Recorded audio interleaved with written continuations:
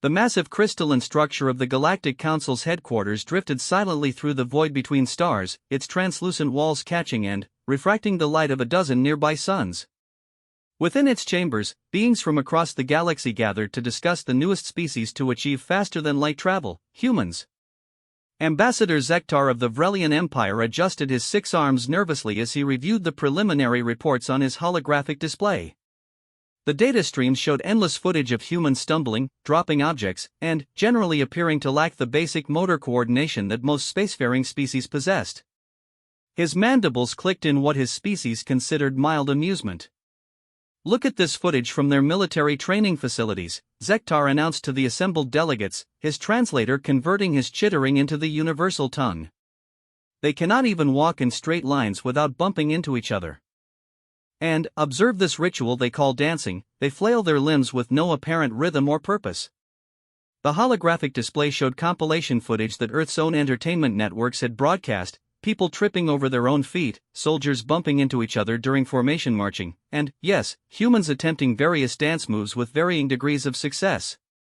To species that had evolved in low-gravity environments or possessed multiple limbs with perfect coordination, it appeared comically clumsy.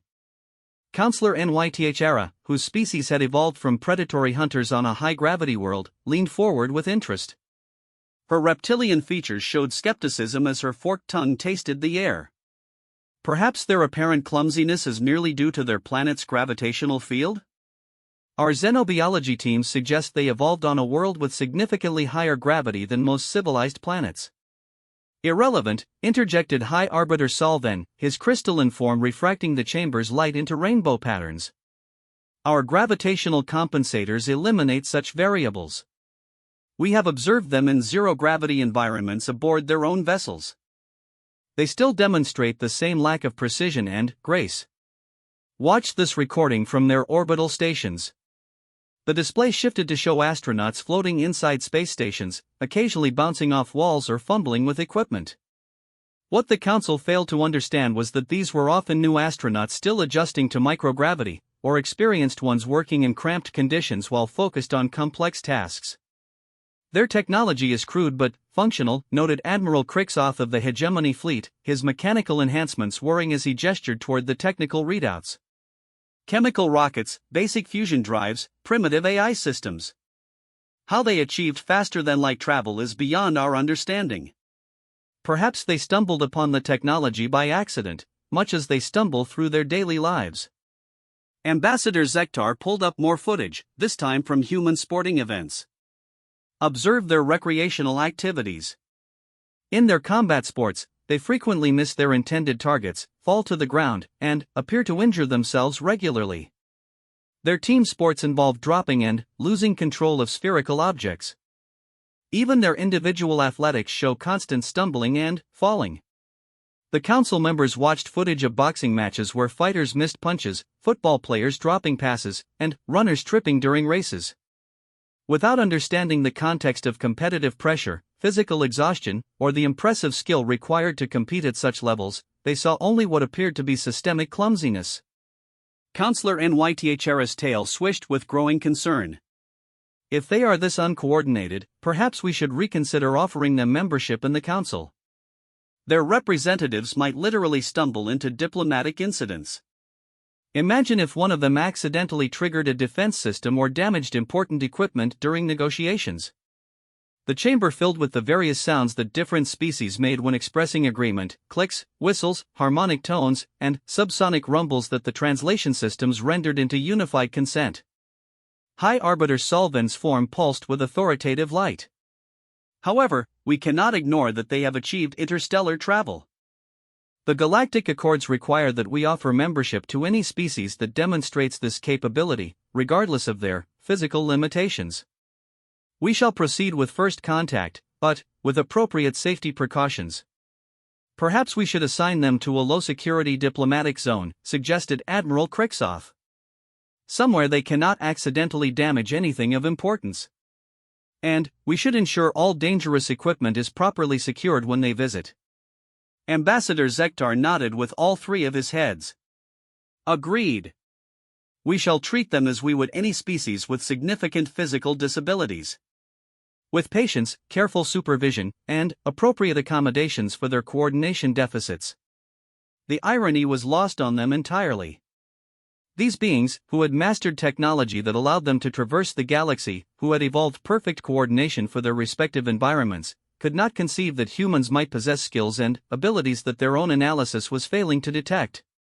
Meanwhile, in a distant sector of space, Captain Sarah Chen of the Earth vessel Harmony was reviewing their approach to the Council station. Her steady hands made minute adjustments to their flight path with precision that would have impressed the Council members, had they bothered to observe actual human pilots rather than focusing on compilation videos of mishaps.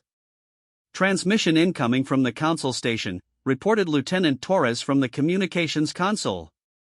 "Put it through," Chen replied, her voice calm and professional. The alien face that appeared on their screen was a mixture of curiosity and what appeared to be condescension. Ambassador Zektar's image flickered slightly as the translation systems synchronized between their technologies. "Greetings, humans of Earth. I am Ambassador Zektar, speaking for the Galactic Council. We welcome you to the galactic community, despite your unique challenges. We have prepared special accommodations for your visit to ensure your safety and the safety of others. Our medical staff is standing by in case of any accidents during your stay." Captain Chen exchanged glances with her crew. Lieutenant Commander Rodriguez, their diplomatic specialist, raised an eyebrow. "Accidents? We understand that your species has certain physical limitations," Zektar continued, apparently trying to sound sympathetic. "Please do not be embarrassed by any mishaps during your visit. We are prepared to assist you in navigating our facilities safely." The human crew sat in stunned silence for a moment.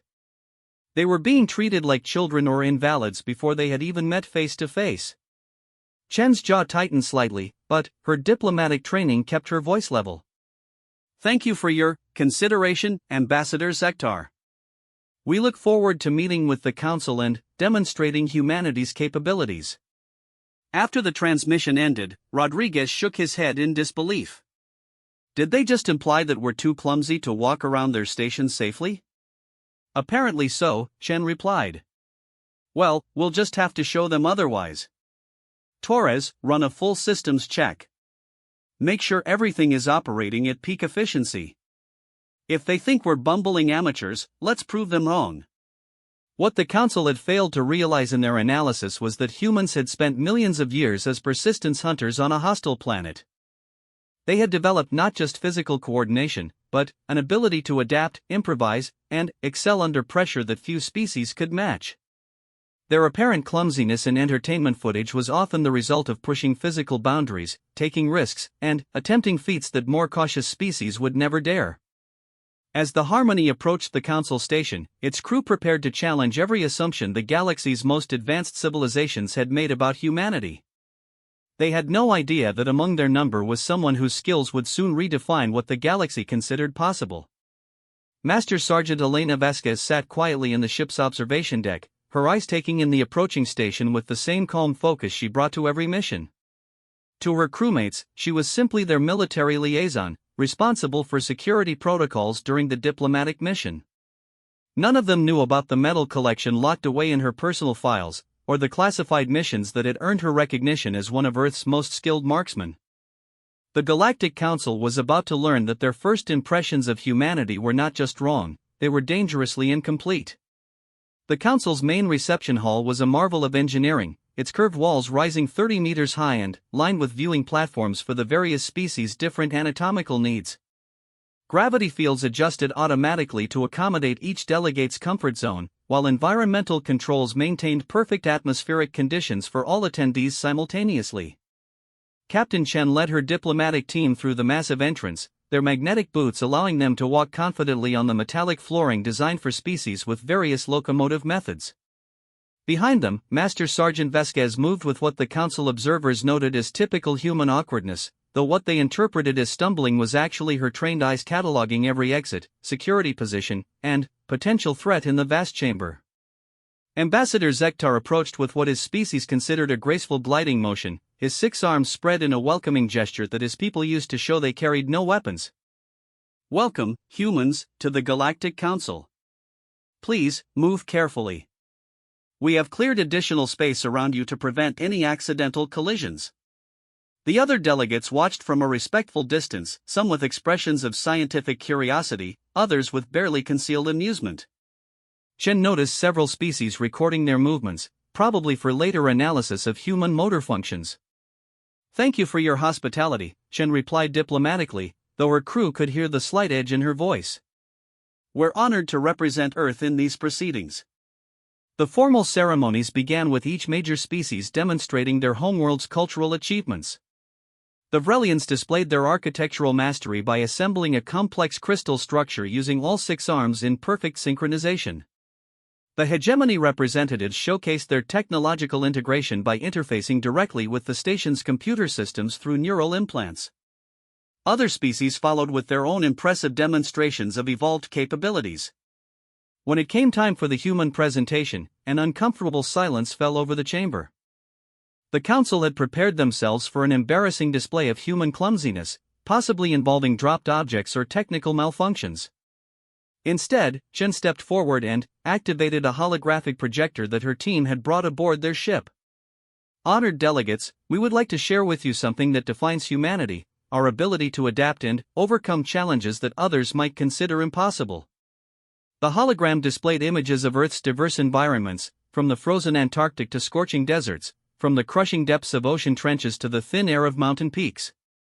Humans are one of the few species that have not only survived but thrived in every environment on our planet. We are persistence hunters who can chase prey for days without stopping. We are problem solvers who turn disadvantages into strengths. Admiral Krixoff's mechanical components whirred skeptically. Yet your motor coordination remains demonstrably inferior to most council species. How do you reconcile this contradiction? Chen smiled. Perhaps a demonstration would be more illuminating than words. Before anyone could object, she gestured to her team. They quickly assembled what appeared to be a complex obstacle course using portable equipment they had brought from their ship. The course included narrow beams, hanging ropes, and targets at various distances and heights. Any council species is welcome to attempt this course, Chen announced. We designed it to test the kind of coordination and adaptability that humans use in our daily training. Several delegates exchanged glances. The course looked deceptively simple, but the precision required to navigate it successfully became apparent as they studied the narrow tolerances and multiple variables involved. Zektar stepped forward confidently. Very well. We shall demonstrate proper motor coordination for you. Using his 6 arms and natural grace, he began the course. Initially, his progress was smooth and controlled.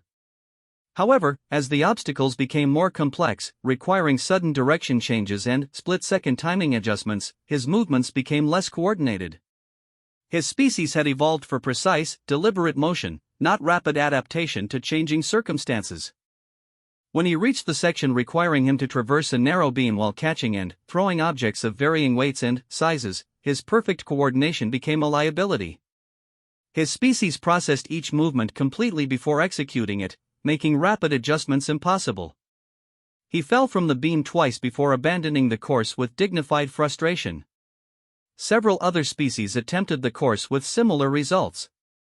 Their specialized evolution for specific types of movement made them excellent at predetermined tasks but poor at adapting to unexpected variables. Then, Chen nodded to her team. Lieutenant Rodriguez stepped up to the course and flowed through it like water, his movements appearing almost careless but actually representing thousands of hours of training in adaptive movement. He stumbled once, caught himself instantly, and continued without breaking rhythm. Where the alien delegates had seen stumbling, humans had learned to see recovery and adaptation. The chamber was silent except for the soft sounds of Rodriguez completing the course in roughly half the time the aliens had managed. How? Counselor NYTHR's reptilian features showed genuine confusion. Your own documentation shows humans constantly falling and losing balance. Those recordings show humans pushing their limits, Chen explained. We fail frequently because we attempt things that other species would consider impossible. Every fall teaches us something new. Every mistake makes us more adaptable. High Arbiter Solven's crystalline form pulsed with analytical thought. This suggests that what we interpreted as clumsiness is actually a learning methodology. Exactly, Chen confirmed. We don't evolve perfect coordination for specific tasks. We develop universal adaptation skills that work in any environment, against any challenge. The demonstration had shifted the room's perspective, but the real revelation was yet to come. An alert suddenly echoed through the chamber. Admiral Crixotha's mechanical enhancements interfaced with the station's systems, and his expression shifted to alarm. We have a situation. A hostile ship has appeared at the edge of our sensor range. Unknown configuration, but it's powering weapons. The council members began the complex process of activating their defense protocols. Multiple species worked in carefully choreographed coordination, each handling their specialized systems.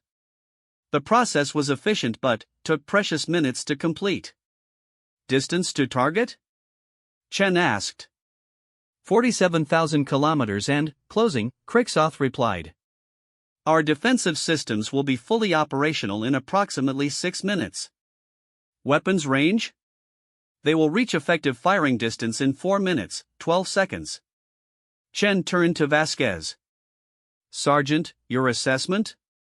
For the first time since boarding the station, Vasquez spoke. Her voice was calm, professional, and utterly confident. Doable. The alien delegates looked confused as Vasquez moved to one of the large viewing windows.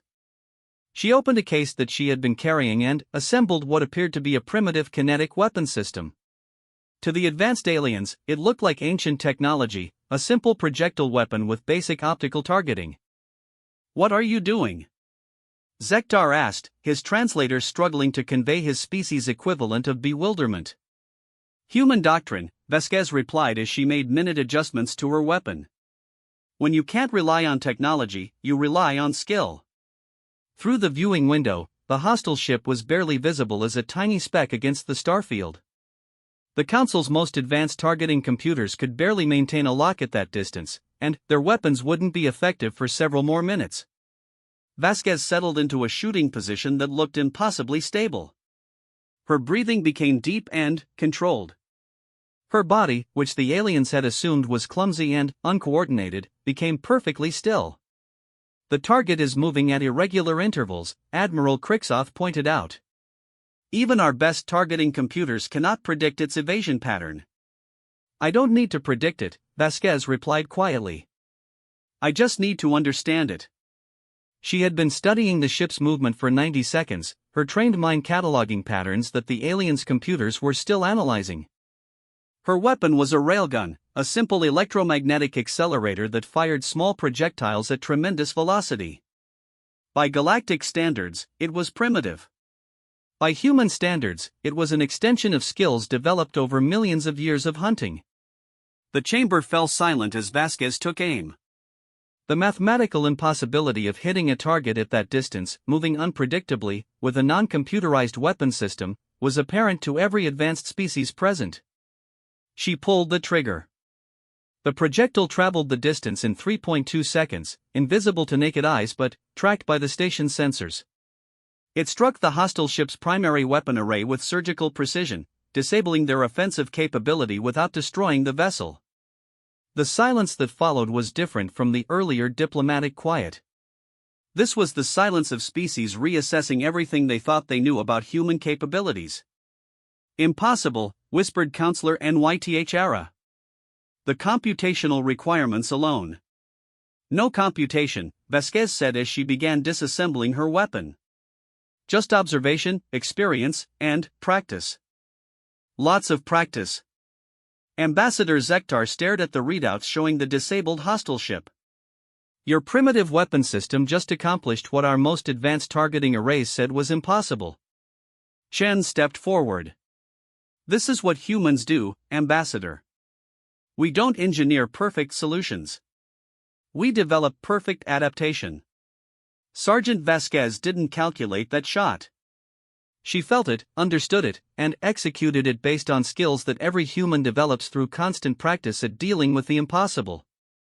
The Galactic Council was beginning to realize that their first impressions of humanity were not just wrong, they were dangerously incomplete. These beings who stumbled and fell were also capable of impossible precision when it mattered most. The emergency meeting of the full council convened immediately after the hostile ship incident. Representatives from 47 species filled the grand chamber, their various forms of communication creating a symphony of clicks, whistles, harmonic tones, and electromagnetic pulses that the translation matrices worked overtime to convert into coherent discussion. High Arbiter Solven's crystalline form pulsed with authoritative light as he called for order. We gather to reassess our understanding of the human species in light of recent demonstrations. Admiral Kriksoff, please present your analysis of the defensive action. The Admiral's mechanical enhancements projected a three-dimensional tactical display into the center of the chamber. The hostile vessel, now identified as a Ravager scout ship, was disabled by a single kinetic projectile fired from a distance of 47,312 kilometers. The projectile was fired from a handheld weapon system with no computerized targeting assistance. Murmurs of disbelief rippled through the assembly in dozens of languages. Furthermore, Kriksoff continued, the shot was fired while the target was executing evasive maneuvers that our computational systems classified as unpredictable with current data. The human operator achieved this result in less than 2 minutes of target observation. Counselor NYTHR's reptilian features showed deep concern. This suggests that our initial assessment of human motor coordination was not merely incorrect, it was catastrophically wrong. How did we miss such obvious capability? Ambassador Zektar shifted uncomfortably, his 6 arms gesturing in patterns that expressed embarrassment in his species' body language. We focused on their recreational activities and training footage, interpreting stumbling and falls as indicators of poor coordination. We failed to understand that these were learning processes rather than inherent limitations. The chamber's attention turned to a section where the human delegation sat quietly. Captain Chen and her team had been invited to observe the proceedings, a gesture that was intended as diplomatic courtesy but now felt more like a necessity. High Arbiter Solven addressed them directly. Captain Chen, would you help us understand what we missed in our analysis? Chen stood, her movements now drawing respectful attention rather than condescending concern.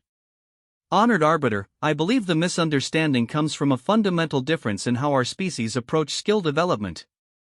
Most council species appear to have evolved specialized abilities that work perfectly within their intended parameters. She gestured to the assembled delegates. The Vrelians have perfect coordination for construction and engineering. The hegemony has seamless technological integration. The Tari have flawless harmonic communication. Each species has mastered their specific environmental challenges. But humans evolved differently, she continued. We developed general adaptability rather than specific excellence. What you saw as clumsiness was actually us constantly pushing beyond our comfort zones, learning through failure, and developing skills that work in any situation. Dr. Elizabeth Wagner, the team's xenobiologist, stood to add context. Our homeworld, Earth, is unusually diverse and unstable compared to most life-bearing planets. We didn't evolve in a single environment with predictable challenges. We had to survive ice ages, volcanic periods, climate shifts, and dramatic environmental changes. This forced us to develop adaptability rather than specialization. Counselor Vexlin of the Synthetic Collective processed this information through quantum neural networks. This explains the paradox we observed. Humans appear uncoordinated because they practice activities that exceed their current capabilities, constantly expanding their skill range rather than perfecting existing abilities. Master Sergeant Vasquez, who had remained silent during most proceedings, finally spoke. Every human stumble is data. Every mistake teaches us something new. By the time we master one skill, we're already pushing toward the next impossible thing. Admiral Kriksoff's mechanical systems whirred as he processed implications. This suggests that human military capabilities may be vastly underestimated by current threat assessments. If one individual can achieve impossible precision with primitive technology, what could organized human forces accomplish? The question hung in the chamber like a gravitational field, bending all subsequent discussion around its implications. Ambassador Zektar accessed historical databases with nervous energy. We should examine human conflict records more carefully. Perhaps what we interpreted as primitive warfare was actually sophisticated adaptation training. The holographic displays filled with new data as various species contributed their analysis of human military history. Where they had previously seen simple chemical weapons and kinetic devices, they now recognize systems designed to function in any environment, requiring minimal technological support, and adaptable to countless scenarios. "Look at this," pointed out researcher THYSSERA from the observation cast. "Human soldiers train in dozens of different environments simultaneously. Desert, Arctic, jungle, urban, underwater, zero gravity. No other species maintains such diverse combat readiness. And their tactics," added strategic analyst Corven. "They plan for scenarios where their technology fails, their communications are jammed, and their supply lines are cut. They call it improvisation, but it's actually systematic preparation for total system failure." High Arbiter Solven's form brightened with understanding. "We have been observing a species that trains constantly for the impossible, treats failure as education, and develops capabilities that function independently of technological support." Captain Chen nodded. "That's exactly right. We don't just prepare for known threats, we prepare for the unknown. Every human soldier, pilot, engineer, and scientist is trained to perform their duties even when everything goes wrong." The implications began cascading through the Council's collective understanding. Species that had evolved perfect coordination for specific tasks were incredibly effective within their parameters but helpless outside them. Humans had traded perfect specialization for universal adaptation. "There's something else you should understand," Dr. Wagner added. "What you call our clumsiness isn't a limitation we overcome, it's a feature we maintain. We deliberately put ourselves in situations where we might fail because that's how we learn to succeed in genuinely impossible circumstances." Ambassador Zektar's mandibles clicked rapidly, a sign of deep thought in his species. "This recontextualizes everything. Your apparent stumbling during our first meeting, you were actually assessing our security, our technology, our behavioral patterns." Master Sergeant Vasquez allowed herself a small smile. "I counted 17 different ways to disable your station's defensive systems using common maintenance tools. Not because I intended to, but because that's how humans think. We always have a backup plan, and a backup for the backup." The chamber fell silent as the full scope of their misjudgment became clear. They had welcomed what they thought was a clumsy, technologically primitive species that might accidentally damage their equipment. Instead, they had invited aboard individuals who could disable their most advanced systems using improvised methods. Counselor Nythchera's tail swished with what her species expressed as grudging respect. "No wonder you achieved faster-than-light travel with primitive technology. You didn't need perfect engineering, you needed adaptable engineering that could be modified, repaired, and improved under any circumstances." "Exactly," confirmed Chief Engineer Parks, speaking for the first time since boarding the station. "Our FTL drive isn't elegant like yours, but I can fix it with hand tools in the middle of deep space. I can rebuild it using materials from any industrial planet. I can modify it to work with alien power systems we've never seen before." "Can you do that with your drives?" The silence that followed was answer enough. High Arbiter Solven pulsed with formal authority. "The Council must reconsider humanity's placement in our hierarchy. We had intended to offer you associate membership with limited responsibilities, assuming you would need protection and guidance." "And now?" Captain Chen asked. "Now we realize that humanity possesses capabilities that complement our own in ways we never imagined.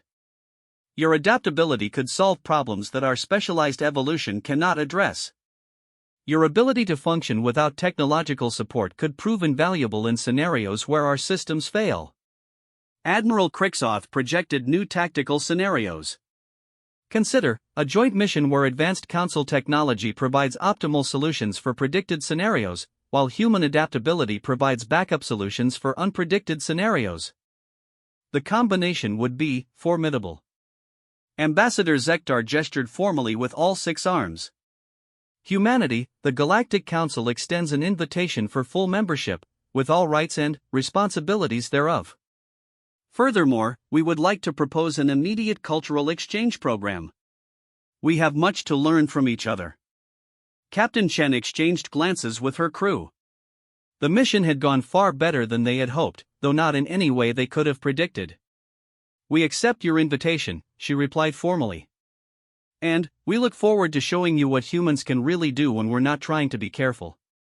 As the formal ceremonies concluded and diplomatic protocols engaged, Master Sergeant Vasquez quietly approached the viewing window where she had taken her impossible shot. She smiled as she noticed that several alien engineers were already studying the trajectory calculations, trying to understand how she had achieved the impossible. They would figure out the math eventually, she knew. But, they might never understand that the most important part hadn't been calculation at all, it had been the absolute confidence that comes from a lifetime of turning impossible situations into routine successes. The Galactic Council had learned something that would reshape their understanding of capability itself. Sometimes the species that stumbles the most is the one that never stops getting back up. And, sometimes, the beings who appear most clumsy are actually the ones who have mastered the art of making anything possible. Humanity had found its place among the stars not despite their apparent limitations, but because those limitations had taught them that there were no real limitations at all, only challenges they hadn't practiced for yet.